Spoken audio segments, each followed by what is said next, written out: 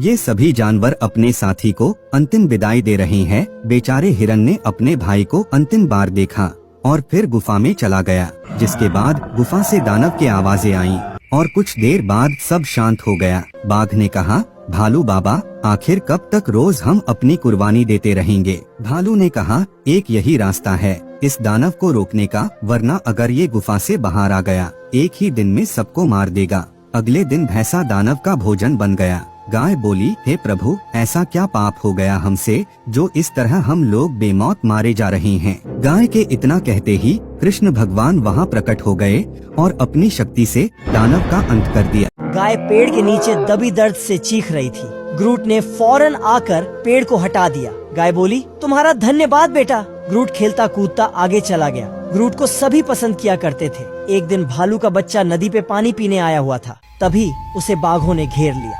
बच्चे को देख बाघ के मुंह में पानी आ रहा था। जैसे ही बच्चे ने खुद को मुसीबत में फंसे देखा तो वो जान बचा भागने लगा। बाघ भी बच्चे के पीछे पीछे दौड़ रहे थे। जैसे ही बच्चा ग्रूट के पास से गुजरा तो ग्रूट उठ के देखने लगा। बच्चे को मुसीबत में देख ग्रूट बाघों के सामने आ गया। बाघ बोला, ग्रूट तुम बीच में मत आओ। पहले तो ग्रूट प्यार से बोला। जब बाघ को बात समझ नहीं आई तो ग्रूट ने अपना दूसरा रूप दिखाया, जिसके बाद दोनों बाघ डर के भाग गए। दोस्तों, इस चैनल पे कुछ प्रॉब्लम हो गई है, प्लीज नया वाला चैनल सब्सक्राइब कर लीजिए। एक जंगल में 3 घोड़े एक साथ रहते थे। वो तीनों बहुत घमंडी थे। वो तीनों एक साथ मिलजुल कर उस जंगल में रहते थे। इसी वजह से उनसे कोई जानवर नहीं उलझता था। एक दिन दूसरे जंगल का एक बाघ इनके जंगल में आ जाता है और इत्तेफाक से उन तीनों घोड़ों में से एक घोड़ा पेड़ के नीचे अकेला खड़ा हुआ मिल जाता है। बाघ मौका देखकर उस घोड़े पर हमला कर देता है और उसे जान से मार डालता है। पास ही में खड़े जंगल के कई जानवर ये सब देख रहे थे, पर कोई भी उसकी मदद करने को तैयार नहीं था, क्योंकि वो सब जानते थे कि ये तीनों कितने घमंडी हैं। कुछ देर बाद यह बात पूरे जंगल में फैल जाती है। जब ये बात दोनों घोड़ों को पता चलती है तो वो दोनों घोड़े बाघ के पास बदला लेने के लिए जाते हैं, लेकिन बाघ इनके ऊपर ही हमला कर देता है और एक घोड़े को जान से मार देता है। बाकी एक घोड़ा समझ जाता है कि वो बाघ से मुकाबला नहीं कर पाएगा, इसलिए वह वहाँ से अपनी जान बचाकर भाग जाता है। इसीलिए कहते हैं कभी भी घमंड नहीं करना चाहिए। दोस्तों, माँ के लिए तो सभी लाल दिल भेजते हैं, लेकिन आज इस वीडियो के कमेंट में देखते हैं पिता के लिए कितने दिल आते हैं। श्यामा गाय अपने अंधे बेटे के साथ गुफा पर खड़ी कुछ सोच रही थी।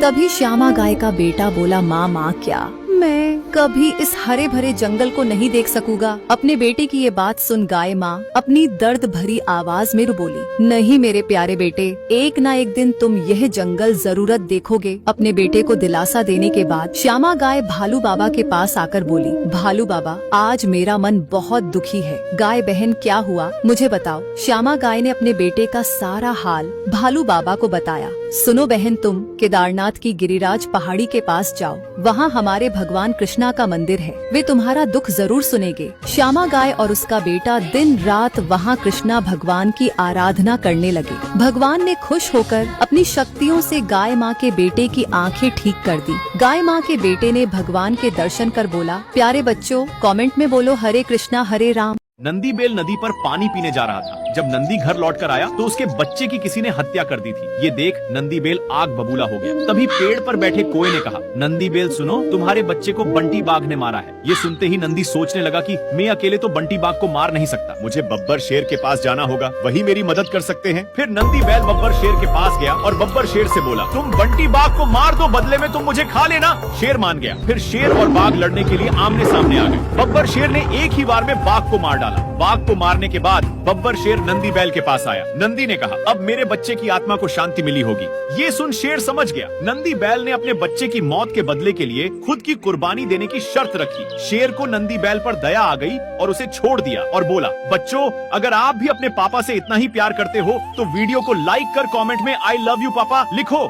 रात का समय था। भेड़िए जोर जोर से रो रहे थे, जिसकी वजह से शेरनी का बच्चा सो नहीं पा रहा था। बच्चा अपनी माँ से बोला, माँ जी, आज ये भेड़िए इतना क्यों रो रहे हैं? माँ बोली, बेटा, मैं तो सो रही हूँ और तू भी सो जा, कहीं मत चले जाना। इतना बोल बच्चे की माँ सो गई। शेरनी का बच्चा डरता हुआ बाहर निकला और आवाज की तरफ चल पड़ा। जैसे जैसे बच्चा जंगल की ओर जाता, भेड़ियों की रोने की आवाजें और तेज होती गयी और कुछ ही दूरी पर एक कब्र के पास बच्चा रुक गया। कब्र से आवाज आई, सुनो बच्चा, बच्चे, इस ताबूत को खोल दो और मुझे मुक्ति दिला दो। मैं तुम्हें बहुत ज्यादा ताकतवर बना दूंगा। वो कब्र खोलने ही वाला था कि पीछे से आवाज आई, बेटा गलती से भी कब्र मत खोल देना, नहीं तो बंदर की आत्मा तुम्हारी बलि चढ़ा देगी। इतना सुनते ही बच्चा वहाँ से भाग आया और गुफा पर आकर बोला, आज तो भालू बाबा ने बाल बाल बचा लिया। आज के बाद कोई भी रोता रहे, मैं रात को बाहर नहीं जाऊंगा। तो प्यारे दोस्तों, माँ को बिना बताए कहीं मत जाना और माँ की लंबी उम्र के लिए कमेंट भी कर देना। एक दिन जंगल में एक डायनासोर का बच्चा आ जाता है। वह बच्चा बहुत ही प्यारा था। सभी जानवर उसको बहुत प्यार करते थे। सभी जानवर उसका बहुत ध्यान रखते थे। शेर खान ने बच्चे को मासूम समझकर जंगल में रहने की अनुमति दे दी। डायनासोर का बच्चा जंगल के जानवर के साथ रहता और खूब मस्ती करता। कई साल बाद अब बच्चा बूढ़ा हो गया था और उसने अब जंगल के ही जानवरों को खाना शुरू कर दिया था और सब डायनासोर से डरने लगे थे। सब जानवर शेर खान के पास जाकर सारी बात बता देते हैं। फिर शेर खान कहता है, मैं उसको नहीं मार सकता हूँ, वह बहुत बड़ा डायनासोर बन चुका है, लेकिन पास के जंगल में रहने वाला एक बाघ मानव हमारी मदद कर सकता है। बाघ मानव आ जाता है और डायनासोर को मार देता है और फिर सब मिलकर बाघ मानव को धन्यवाद कहते हैं और जंगल में सब पहले जैसा हो जाता है।